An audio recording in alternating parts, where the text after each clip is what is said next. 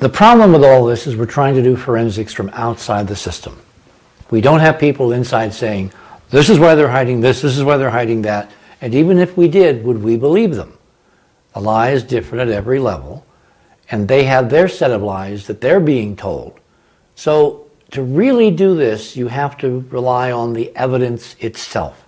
And then you have to rank that evidence in terms of the political realities of the entire culture in which you live, i.e. the United States, or the larger culture in which we live, which is the world. And when I look at the world, and I look at what's going on right now, the most intense fractional confrontations, the reasons for more bloodletting, more slaughter, more pain, more suffering, more conflict on this planet than any other, is the religious idea that my God is bigger than your God. In fact, your God isn't anything and you aren't anything either. And when you look at the presidential debates this year, what has come to the fore?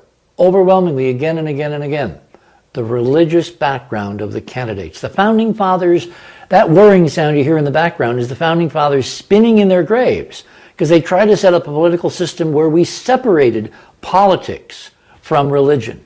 Politics from our metaphysical ideas of who we are, what we are doing on this planet, who our creator is, etc., etc. And what we're seeing as the 21st century evolves, even in these first few years, is a blending and a fusion of religious perspectives with the body politic. And you just look at what the schism is now that is confronting everyone, which has given us the freedom, I'm using that in quotes, to create the patriot subversions of the Constitution, to create the NSA eavesdropping. It's all about religion.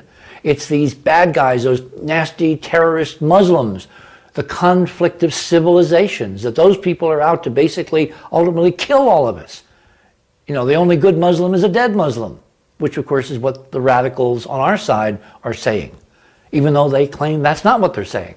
So we're living in a levels of illusion where at the base it's all about religious difference and religious intolerance and religious obsession that my God is the only God and you deserve to be killed because you don't believe in my God.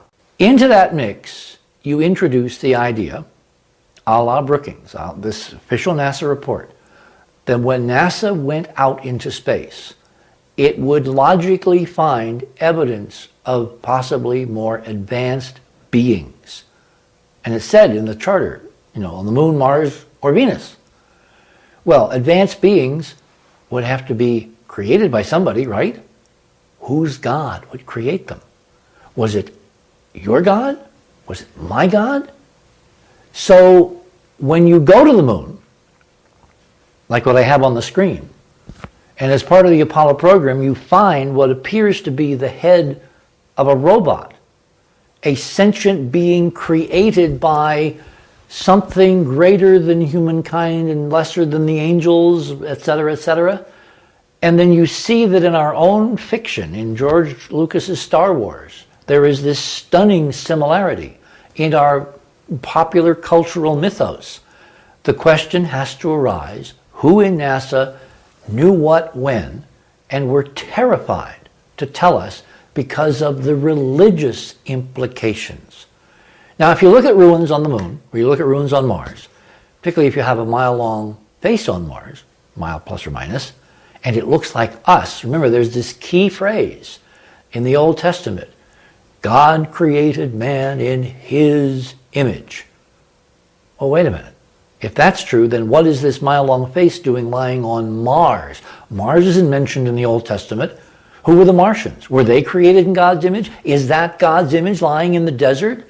In other words, you begin to get into such levels of discourse and such levels of potential controversy and conflict and people killing each other over their version of the truth that Brookings said in 1959, and John Kennedy gave it to Congress in 1960, on April 18th. That it's better to leave all of this alone, to not let anybody know about this, because all they'll do is kill each other over whose God is behind this new version of the truth. And I think, based on history, right on CNN right now, that that's the ultimate reason, which has been used as an excuse, incidentally. The lie is different at every level. It's the excuse based on some stuff going on in our culture that if in fact people were to know unequivocally that we're not the only conscious beings in the universe, the level of religious factionalism would rise to an hysteria. And we would literally dissolve in whatever conflagration you can imagine. And that a lot of good people, remember there are good guys and bad guys, a lot of good people are going along with this because in their minds, to quote, Nicholson, we can't handle the truth. Okay, so NASA is out there to protect us from the truth because we can't handle the truth. The truth being, but according to whom? Remember, it's always according to who's writing the script. Okay, but what according to what you're telling me, I'm saying some good people in NASA believe that. Okay, but others believe other things. You're saying this is the main reason for the secrecy. I think it's the main reason they've been able to get so many people to go along with it for so long. Because remember, everybody wants to be a good guy. Right. Do you wake up in the morning thinking you're a bad guy? No. You think you're doing something positive. That's you're because advancing I'm a good guy. You're advancing humanity, doing these programs, putting it on the internet, yes. You're trying to expose the truth because the truth will set you free. Well, what they have been told is the truth will kill you. Exactly. And they have believed it. That's the key pernicious thing here. They have ignored, in many cases, their own Bible, and they think by suppressing the truth, they're making us free. Okay, but let's get to this truth. What you're telling me is the truth is that the ruins on the Mars and Moon indicate that we are not alone. Oh, that's not the issue. The issue is, are we involved? Are they our ruins? Are they? I'm asking the question. Are they our ruins?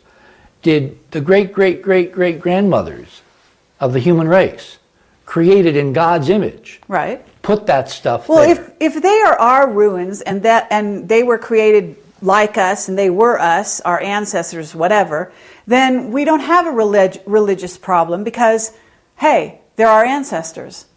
Or if they're not, and they were created by super alien beings who made us as a laboratory experiment and put us here to do what we're doing, which is not very good, then those guys become God. We're eavesdropping, we're trespassing literally on God's territory as you define God, which is not the big guy that I've been thinking of all my life since I grew up reading the Catechism, but something lower than the angels that basically is as fallible and as human and as mortal as all of us, but has been someone playing God. Can you imagine? Is this your premise, though? Are you investigating this? Of course. When you're looking at these ruins? I'm investigating all of this. Okay. The problem is how? It's very hard. It's really, really hard because you can't trust people who would tell you the truth. You have to find the original sources. And ultimately, we've got to go to Mars or the Moon and find the libraries. But then, of course, it's like, who's going to read them? Who's going to translate them? How do we have checks on the translators? How do we know the translations won't be cooked? That they won't be faked to abide with certain creeds, affirm that certain gods are real, or a god, but the other guys are pretenders. You have to, this is not a simple labyrinth. This is down the rabbit hole, through the wormhole, out to the other universe, back through the white hole, into the other galaxy. It is not simple, which is why it has waited 40-some years for the beginnings of a ray of sunlight where people actually now finally, ultimately want to know the truth. And that gets back to the numbers and success of Dark Mission. Because ultimately, what has been pacing all this, what has allowed this suppression of the truth to continue unabated for at least 50 years? People. You guys out there. You have wanted it. You haven't wanted to know the truth. Because if you really had, you would have known the truth a long time ago. You're the problem, as opposed to being the solution. And just now, those of you who are watching are possibly becoming part of the solution to finding the truth. Now I want to ask you, if you're investigating what we found on Mars and the Moon, and you are, clearly, you've got documented evidence that you're you're tracing this incredible dome, right, made out of, I don't even know what, on top of the moon that covers... Well, it's several domes made of glass. Okay. The simplest explanation is it's made of glass. The reason is because when we look at the Apollo analyses of the stuff they brought back, which I by and large believe in because it's like, why cook those books? Which is the chemistry. Overwhelmingly, it's silicon dioxide, which is glass. Okay. It's also what the Earth is made of. How do you make glass here? How do you make huge, beautiful windows like this? You basically take the most common elements in the Earth's crust, you heat them up, you refine them, you melt them, you put them on these steel plates or rollers, and you roll it out, you press them, and you make sheets of glass, plate glass.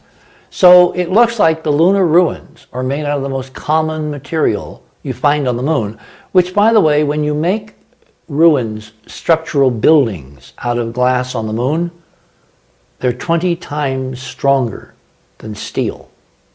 And the reason is there's no water on the moon. There's no atmosphere. There's no impurities that get into the glass that make it weak and brittle.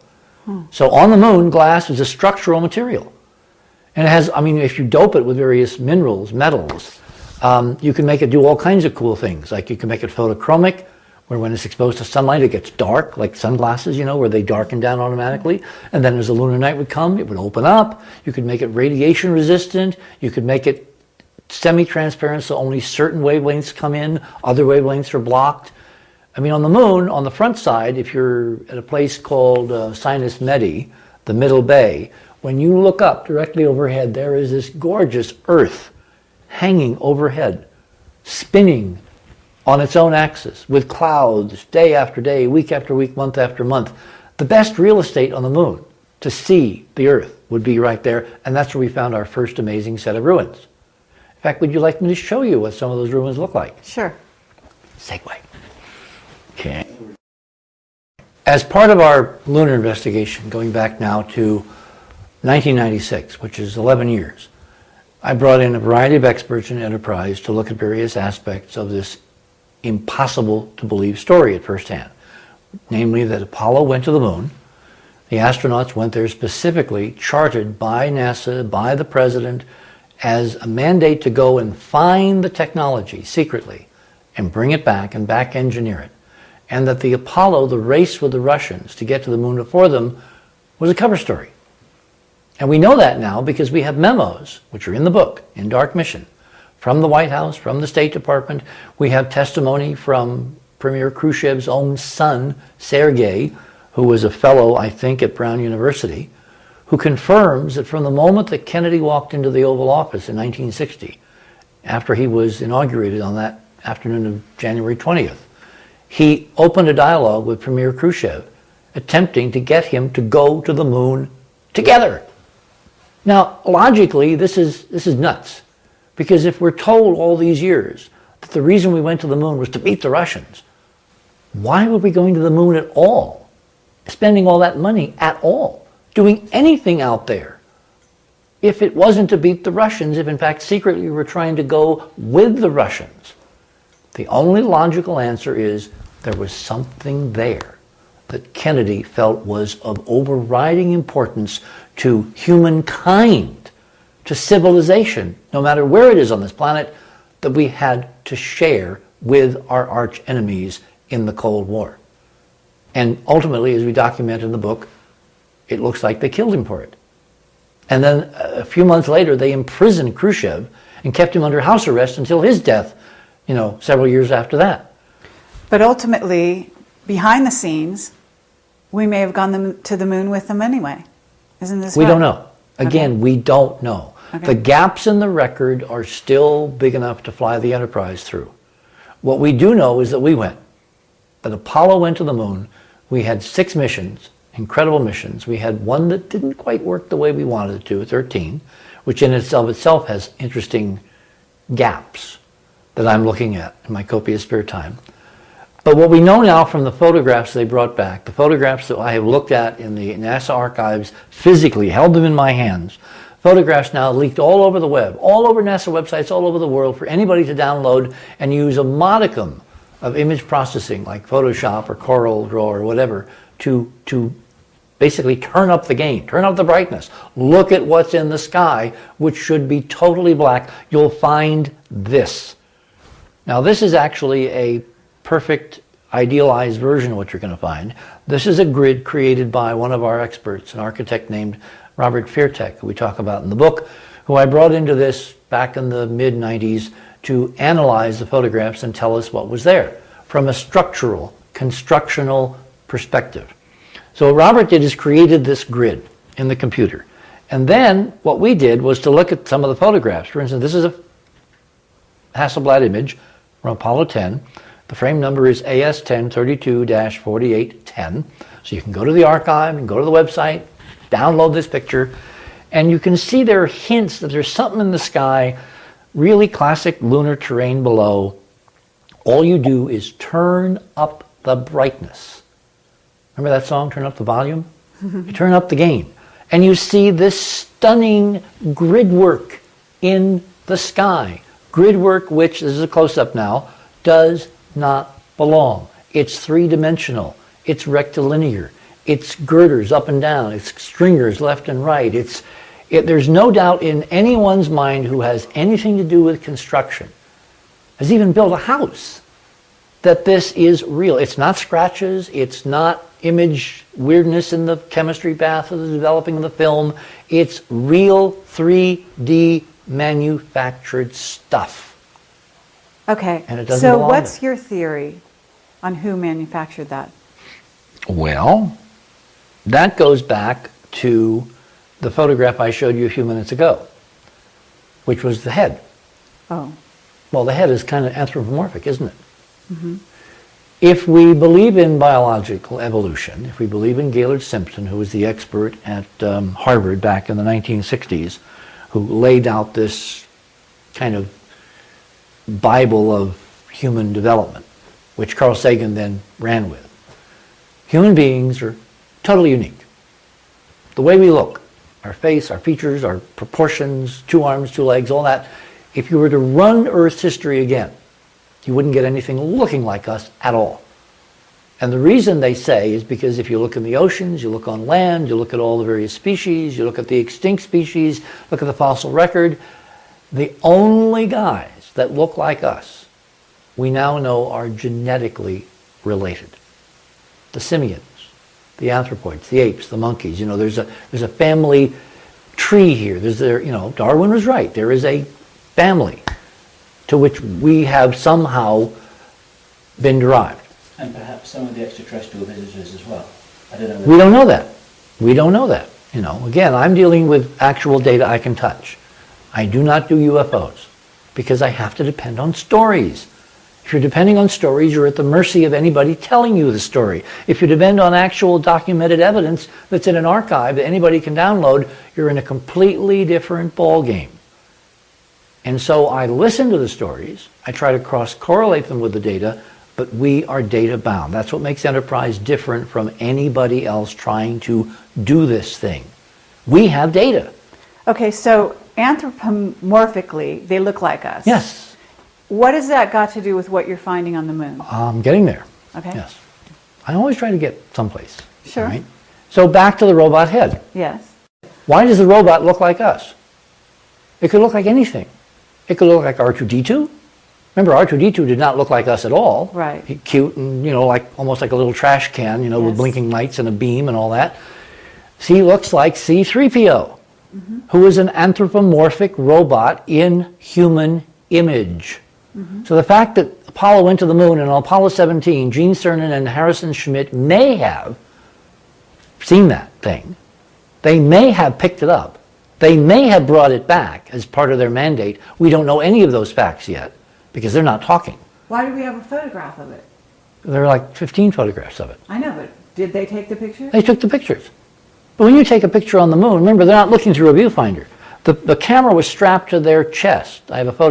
The fact is, the only way you aim the camera was with your body in your spacesuit. Okay. And you're sitting behind a glass. Hasselblad. Hasselblad, very high quality camera, but they're not looking at the scene. They're looking at the scene and they're taking pictures by moving their whole body, so they may not have even seen this. It was so far away. It's in the bottom of a crater which is the size of a football field. Well, who found it? I did. You do? I'm the first guy to find it, of course. What do you think? That's why you're here, aren't you? That's Okay, what we no, do over here. Okay, yeah. You know, read the book. You found a robot head in a photograph in the bottom of In the 14 folio? photographs. It was photographed again and Amazing. again and again and again Okay. as part of the panorama sequence. Okay. We are trying now to go, we've gotten 2 copies of film, not just the web, but film, which was really crappy copies that were sent to us.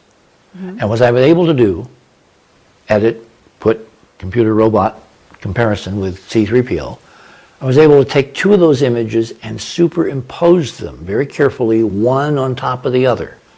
This is a standard photo technique for amplifying signal and averaging noise, because every photograph has noise. If you do that, the mathematical equation says that you drive down the noise by the square root of the number of frames you can successfully, carefully superimpose. Ultimately, we got 14 frames to play with. I need higher resolution, but I've done some playing around in the computer with even those frames, and you get very interesting results. The 2 frames that were actually film that we used, we were able to superimpose them, and that's when the eyes popped out. The round irises, the camera eyes that tell me this is not a desiccated human being lying there on the moon. One of the lunar colonists that we were positing was there at one point. This is an artificial life form, a robot. We've called it Data's head. Doesn't look like Data, looks much more like C3PO, which opens a whole doorway to what does George Lucas know and when did he know it? And if you want, I can go there and really curl your eyebrows, because we have more data that Lucas is involved up to his eyebrows in this whole interesting story and plot and conspiracy. And that's why George Lucas is so successful with those films. It's not an accident. Okay, now I do want to go there. We'll I go don't there know in if a we minute. have time to go there. Phil? Yeah, I have a question, Richard, if I may, which I know has been asked by some other people. I could understand how Data's head could have been captured on film accidentally, because it was quite a while back and they weren't focusing 14 accurately with times. the Hasselblads. But with these very large structures that you've identified on your photographs, these would clearly have been in the background for the astronauts who were taking those images. Why would they have permitted those images to be in the background when all they had to do is to take the photograph the other way? This is a photograph taken from Apollo 14. This is a photograph taken by Alan Shepard, who was the commander. Looking north, here's Edgar Mitchell, who I debated about all this on Art Bell Show in 1996. Here's Mitchell's shadow. Here's the incredible background dome that's arching over Mitchell that he's apparently totally oblivious to. And here is an inset area where, because I have an original print of this priceless image, saved from deliberate destruction by NASA, by a gentleman named Ken Johnston in 1971, I believe, saved for 30 years and then physically handed to me in Seattle in 1995, where I was able to put it on a computer scanner, which is pretty primitive then compared to what we have now, scan it, turn up the brightness, turn up the gain, and bingo, out popped all this astonishing geometry. When I zoomed in on the print, because I could scan it at higher and higher resolutions, I found a succeeding series of really amazing, detailed versions of what was on the frame. You can see that at the horizon there is this lateral scaffolding, that there are angled, what we call them is buttresses, that come down at an angle from somewhere in the distance. There's multiple leveled three-dimensional cross bracing. There's something here that looks like a bullet hole in a windshield, like I took a 45 and shot, so the glass is all shattered all around it, scattering light. Notice the color. The color is real.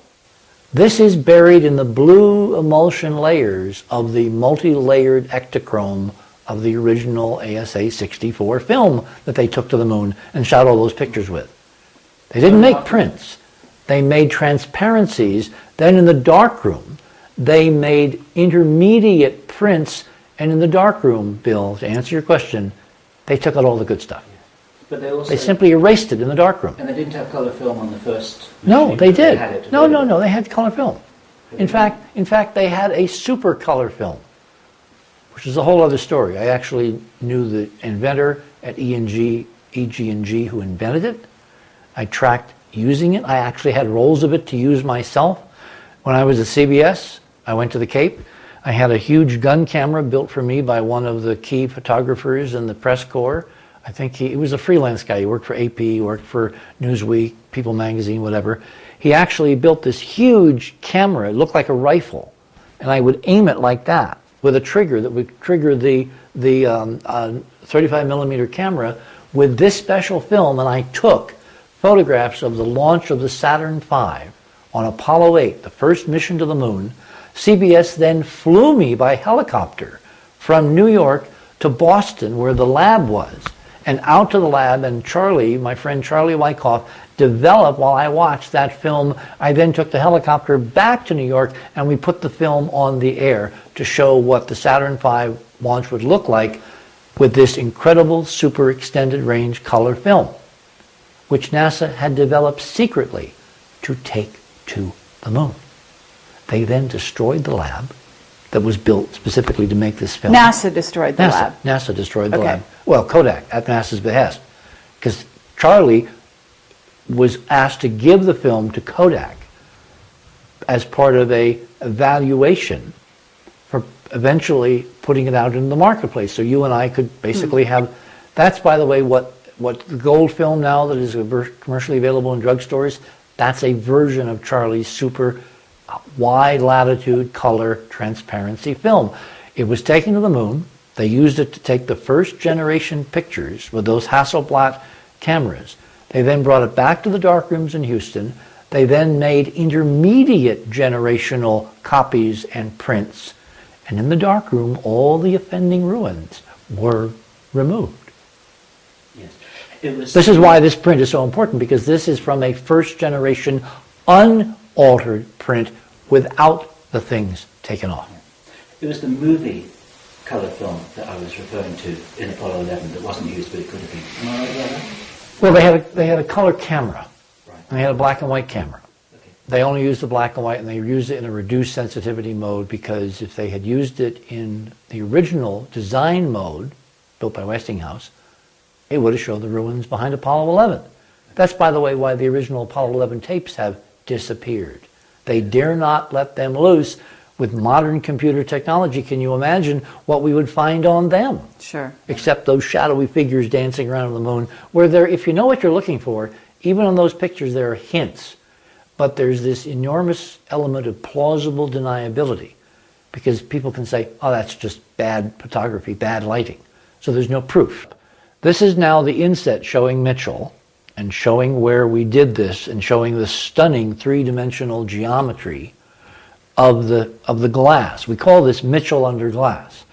And yet when I talked to him on the Bell Show and debated him, he claimed to have seen nothing. And I gave him a pass at that time, because I thought that part of the problem had to do with the fact that he literally could not see. This is now a close-up showing what I call the bullet hole. Notice all the 3D geometry, this amazing three-dimensional lattice, and you can see the stair steps of brilliant glass shining, and the lunar surface is overexposed, because remember, this is very dim. This is probably the consistency of cigarette smoke. It is so fine because it's been beaten and beaten and beaten to death by an incessant micrometeoric rain. So after how many millions of years, there's almost nothing left. But there was enough left to take pictures and bring them home. To piggyback on Bill's question, why would they leave any trace? Do they want someone to find it? Did they want you to find it? Let me continue the logic train, then we'll get to that. Okay. This is a curve, a light curve of human visual sensitivity. Our visual sensitivity peaks in what's called the yellow-green, which is where the solar spectrum peaks, by the way, so that's probably not an accident. And as you can see, as we go toward the red end of the spectrum, it gets really low down here. This is the sensitivity curve. This is 100%. This would be 0. So it's really way down in the noise. And as you get toward the blue and the violet, it gets very noisy. So you really don't see, at low light levels, much of anything in the blue or the red. You may see a little bit in the green. But film, of course, has a very different sensitivity. So now we come to the astronauts. Each astronaut was outfitted, we were told, with a gold visor designed to protect them from ultraviolet light, like a sunscreen or Polaroid sunglasses or whatever. That's another NASA lie. I can prove it. Watch. If you look at the transmission curve of gold on plastic, and you look at the spectrum, and you look at the gold helmet, it turns out that the gold suppressed all the visible wavelengths of the bright lunar surface under shining bright sunlight and amplified the blue, meaning that those helmets allowed them to actually look out at the lunar surface and see the ruins of the domes. So they could aim their body cameras at any particular place to get the pictures of the ruins, which are pervasive and all over, so there's no way they could have pointed the camera where there weren't ruins, because they were inside an ancient shattered dome of glass where 360 degrees, this is a 360 degree panorama taken from one of the panoramas that Ken Johnson saved from the original prints, and you can see that most of the stuff is to the west, backscattering. Notice the geometry here. Then as you move the camera around to the north, this is where Mitchell, this is Mitchell again. This is where the grid work was that we showed in close-up. Then you look toward the sun over here and toward the south.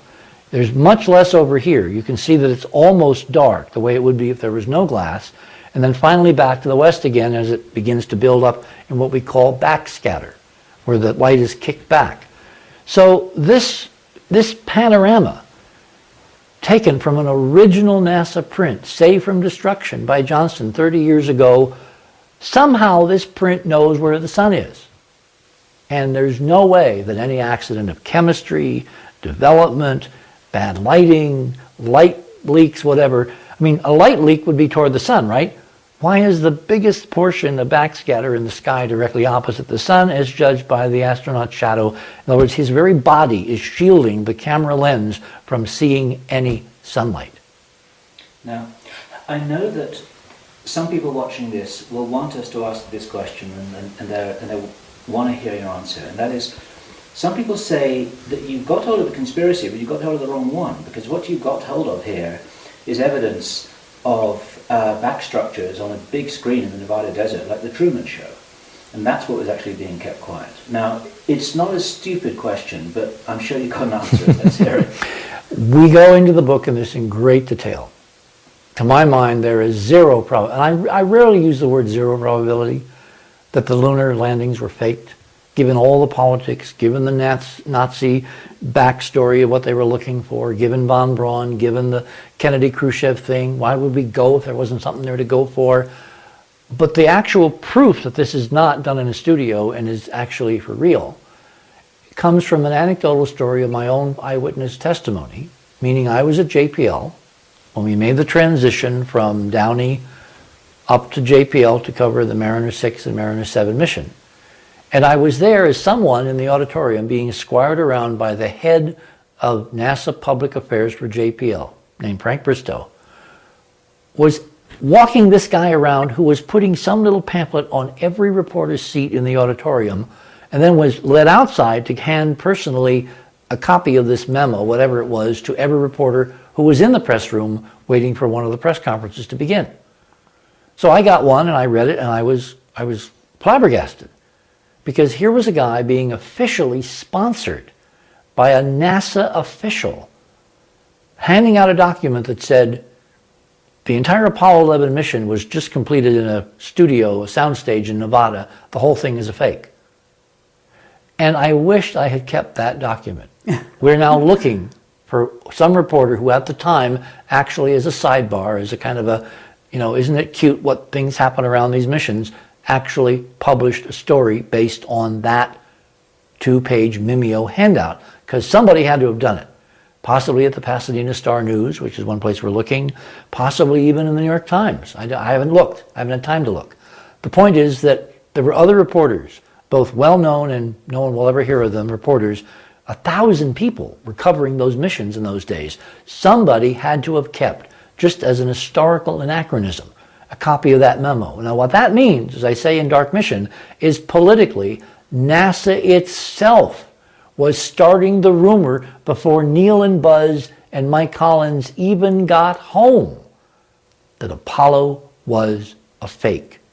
Why would NASA, in their wildest dreams, be starting a rumor that would mature 30 years down the road? The answer is inoculation.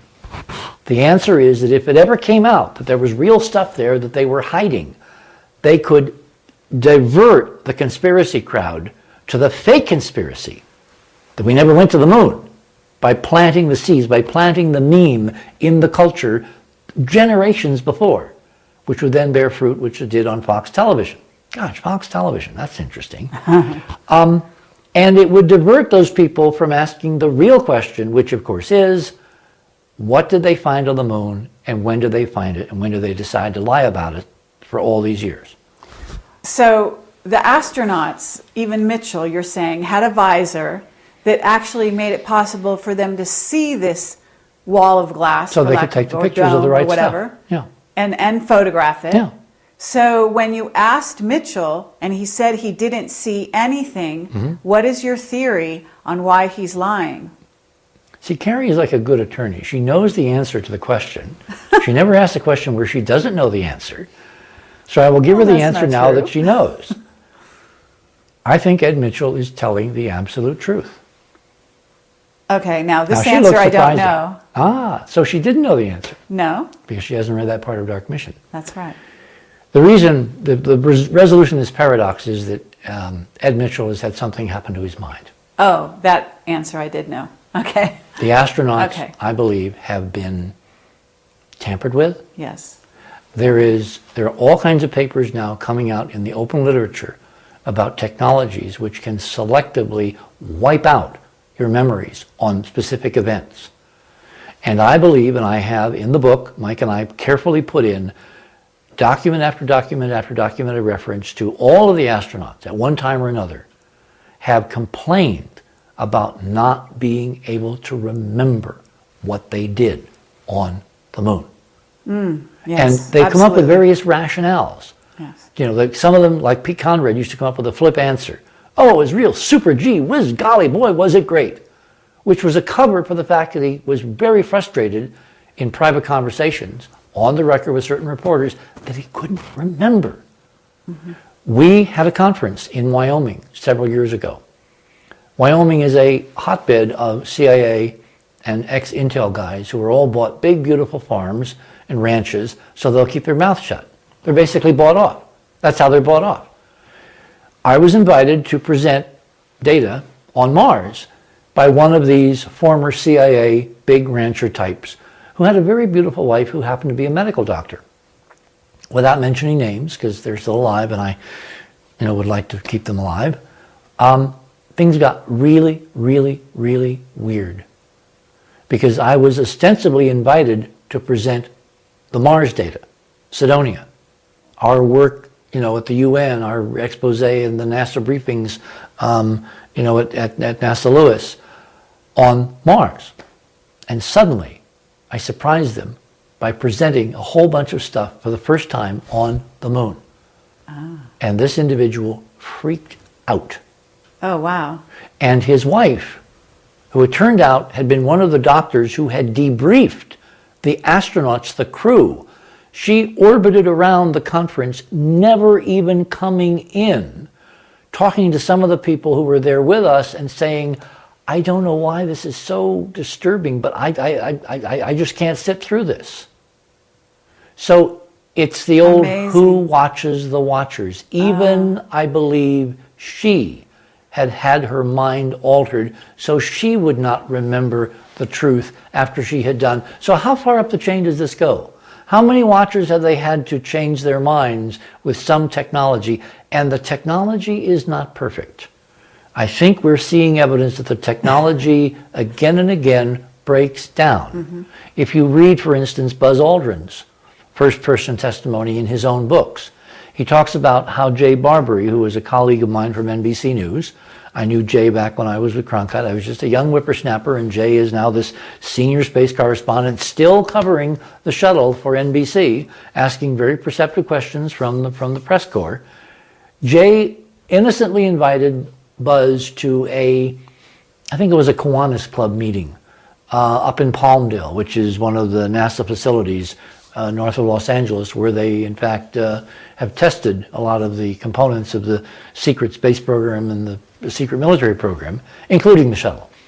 And so he invites him into this meeting, and a whole bunch of rah-rah, jet jockeys and engineers, and the old slap you on the back, good old boy network. You know exactly what I'm talking about. And he asks, they're sitting on stage, and they got 2 chairs, and it's like very conversation. And he says to Buzz, Jay asks Buzz, well, what did it feel like to walk on the moon for the first time? And in his own book, Buzz Aldrin says that at that moment he became violently ill. Oh. He had to rush off the stage. He went out to the alley and he threw up.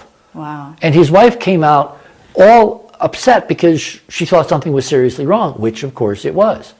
This is classic aversion therapy. Mm-hmm. Classic aversion therapy. Mm-hmm. So yes, I believe the astronauts are blameless. Mm. All except for Neil Armstrong.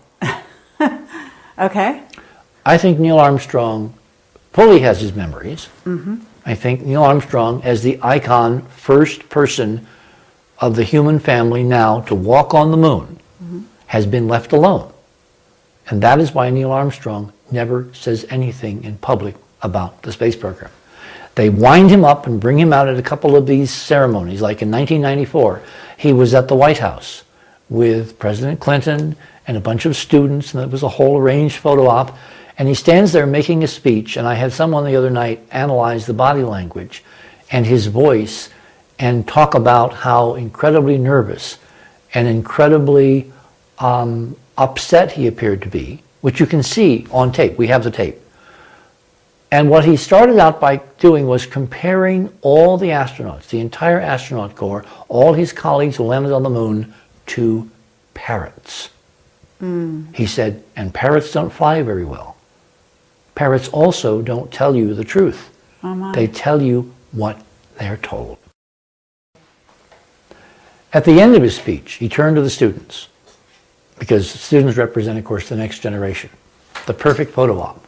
Always plant students in your audience so you make people think you're concerned about the next generation. Mm-hmm. He looked at them, he kind of calmed down at this point, and he said, there are wonders beyond belief on the moon for those who can remove truth's protective layers. Now, I was never taught in school that truth had protective layers. Who's protecting the truth? Mm-hmm. He was obviously referring to Brookings, to NASA, to 40 years of lies. I have a couple of questions as well. Once again, at the risk of irritating you here, Richard. There will be many people who've read your book from cover to cover, and they also read Dark Moon, and they looked at those images, and I know you're familiar with those images. They're the ones where the crosshairs seem to be behind the image rather than in front of the image. Mm-hmm. They're the ones where you seem to have multiple lighting effects in terms of multiple shadows. Now, those are good questions to raise again.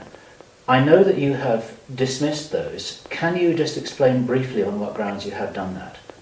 Well, dismissing is if you don't deal with it.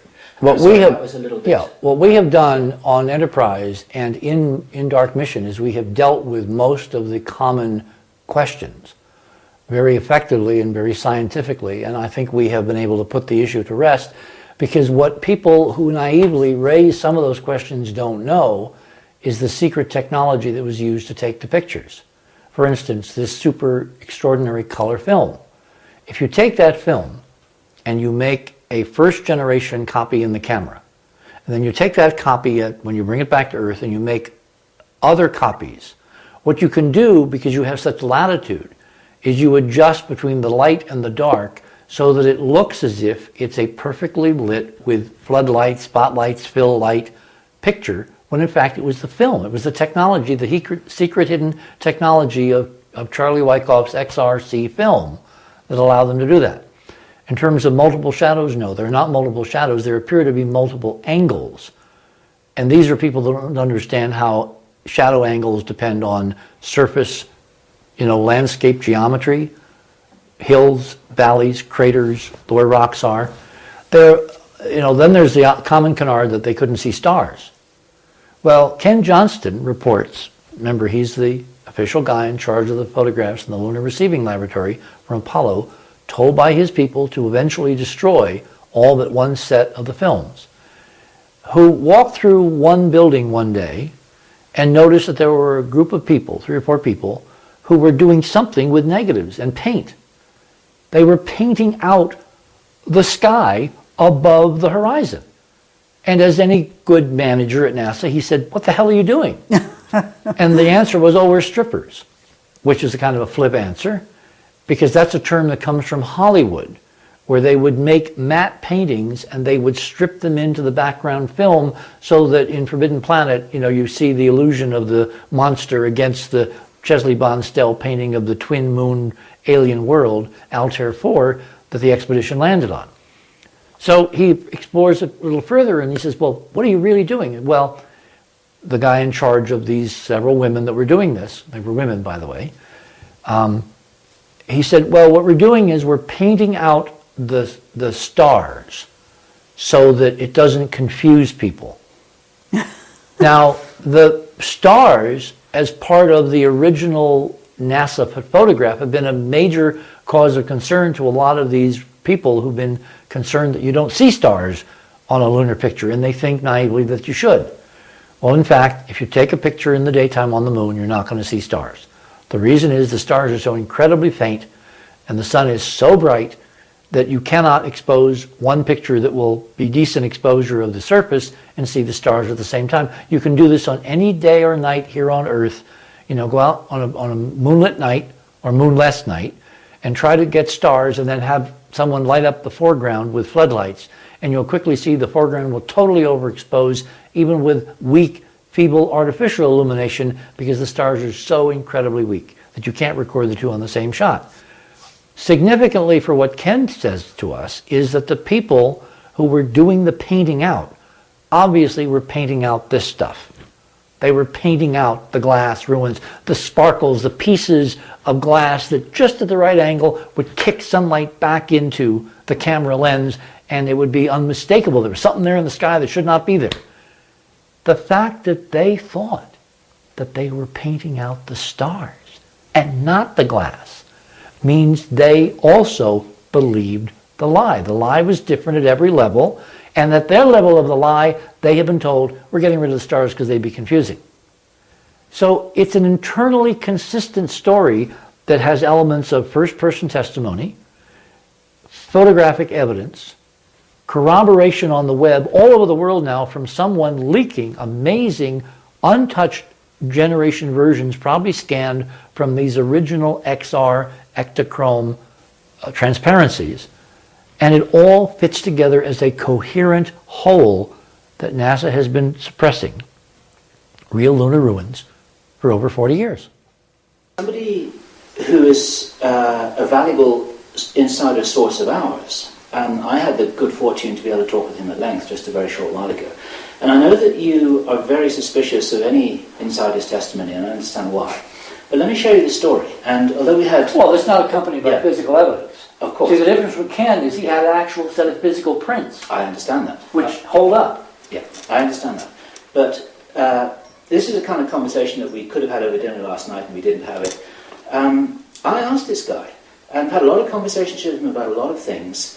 And I thought, I've never asked him whether we went to the moon or not. And I said, "Hey, did we really go to the moon?" And there was the longest silence. And I didn't know what he was going to say. It was like a really, really long pause. And eventually he said, "Yes." And he said, "But it wasn't that simple," he said. He said, "We went there with help." He said, "We had advanced technology that was not part of the formal Apollo program, was not part of accepted science at that time, but helped us get through the Van Allen belts. And actually was also built into the LEM that enabled it to take off without leaving a blast crater and so on and so forth." And he said the astronauts were aware of this, and this is the reason that he attributed to their reluctance to be interviewed and so on and so forth. He said it's a very complicated story, that he said most of the missions went to the moon. I didn't push him on that. But he said, he said those guys, he said it was all set up on a fake stage. That's not true. But some of the stuff was actually fabricated in preparation for this, so that the whole story would hang together in the public eye because of the complicated PR aspects of it, and so on and so forth. Now, Do you know this person's background? yes, I do. You know what role he played in NASA? He wasn't in NASA. He wasn't in NASA. Okay. He's worked in a lot of black projects. He was an electronic specialist. He had the opportunity. He worked in Livermore. He worked for a lot of black projects. He knew You people. worked for NOAA. He asked questions. He wasn't involved in NASA. He wasn't involved in the program. Without talking to him myself, because I think I know what you're talking about, my impression would be that he's another victim of the lies different at every level. Okay. He's been given, which satisfies his national security experience, the lie that they're covering up the technology. I Because understand. nowhere in his lexicon are they covering up ancient ruins. Yes. It's not first-hand information he was giving us. It was something that I believe he had learned during the course of his work. But that From might someone be else. because he was talking to a and Yeah, right. I absolutely understand. So, but you understand how he can be honest and sincere and still totally mistaken. It's the biggest problem. For Because people it gives trying him to- something that makes sense to him. Oh, they're going to hide this technology. Which, of course, if we're right, there's been a secret development of real anti-gravity technology in parallel with the public official Apollo program. There are people, in fact, Joseph Farrell is one of the people in his books, this is before he got together with me, who raises this as a possibility. In fact, all the people that look at those LEM liftoffs and don't understand what they're seeing, because they don't have the proper background in physics. Everything we see, including, there are craters. I've seen close-ups under the LEM of the crater. What makes it so interesting is that when you blow away the dust, see, the natural model says that you've had dust falling on the moon for billions of years, which means it should be a nice, light, fluffy layer. So like snow, if I was to hold a rocket engine over snow after a snowstorm, you get a nice, beautiful crater, right? Instead, what the astronauts found from trying to stick in flags and do drilling and other experiments is underneath that thin surface, like a few inches, maybe an inch or two. The lunar surface is damn tough. It's hard. And it gets harder the deeper you go. That, of course, is in consonance with the idea that there are ruins underneath that surface. There's buildings down there. There's walls, there's beams, there's girders. The stuff you see above ground is only half the story. That's why on the current missions orbiting the moon tonight, as we're taping this, the Japanese unmanned mission, size of a Greyhound bus, the Chinese unmanned mission, size of a VW bus, they are loaded with dozens of instruments up to and including high-powered radars to ping the lower levels and see, I believe, the ruins underneath the lunar ground. Okay, is it the ruins under the ground or is it an underground base? Same difference. You mean, well, base implies A now. modern day underground base. The moon has the surface area of North and South America combined, 15 million square miles. Right. If we have a base there, it's pretty small. So the most of the stuff you're going to find is ancient. And it's easy to separate the two. Okay, do we have a base there in your opinion? I don't know. Do you In my think- opinion. Do you think... Given that there is probably, in all likelihood, a secret space program, I would imagine there is a base. There's probably more than one. You can't do everything from one place. I mean, could we explore this planet from one base? If you have the technology that can get there in a couple of hours, effortlessly, using anti-gravity, and we do have shuttle video showing this technology, which I loaned to Art Bell some years ago, and he really kept the secret. I said, Art, just sit on this, don't tell anybody. And he kept the secret. I eventually gave it to Whitley Strieber through Art. It wound up on NBC as part of Whitley's program. I firmly believe that stuff is our stuff. That we're not looking at ETs, we're not going to look at little grays, little alien guys, we're looking at our secret space program. And there are reasons, again, very careful reasons laid out in the book, why I think it's our stuff. Well, if that's true, it would be silly to imagine that we hadn't built a base or bases on the moon. If for no other reason, you need a place to function to loot all this stuff and bring the good stuff home. Okay, we've heard that there are auroras flying shipments back and forth, and I guess people, I don't know. Well, aurora is a code name. It could mean anything. Oh really? We know in the 1980s there were a series of sonic booms in the air over Los Angeles, which were recorded coming in over the Pacific and then landing probably at Edwards, the super secret research facility up there. We heard that they were aurora. That's all we know. Remember, this is, a mystery wrapped in an enigma shrouded by a constant veil of lies. So getting at the truth, unless you've got pictures with a paper trail, with a pedigree, you can't believe. And even these, you have to do some decent analysis to understand what you're seeing. I mean, there are people that look at this and they say, Hoagland, I haven't a damn clue what I'm looking at. Because they don't understand how to think in terms of simple optical physics. They've never driven toward the sunset in the afternoon with the sun shining on their dirty windshield to realize that they're seeing dirty windshields. Okay, a key prediction. Remember, science is nothing if it's not prediction. A key prediction of the whole lunar dome model, the ancient lunar dome model, that somebody was there, they lived there, they built incredible, extensive stuff. Apollo was sent there to find out what they could bring home with the primitive rocket technology of the 1950s and 60s. We're doing a lot better now, by the way, secretly. And one of the key predictions of the model is that if you have glass domes, glass ruins, people who live in glass houses see prisms. They see stunning arrays of color. And if you lived in a glass house and you looked at the sun or you looked at the reflections and all that, you should see prisms over and over and over again. In these photographs, the model says that we should be able to find prisms. So I started looking.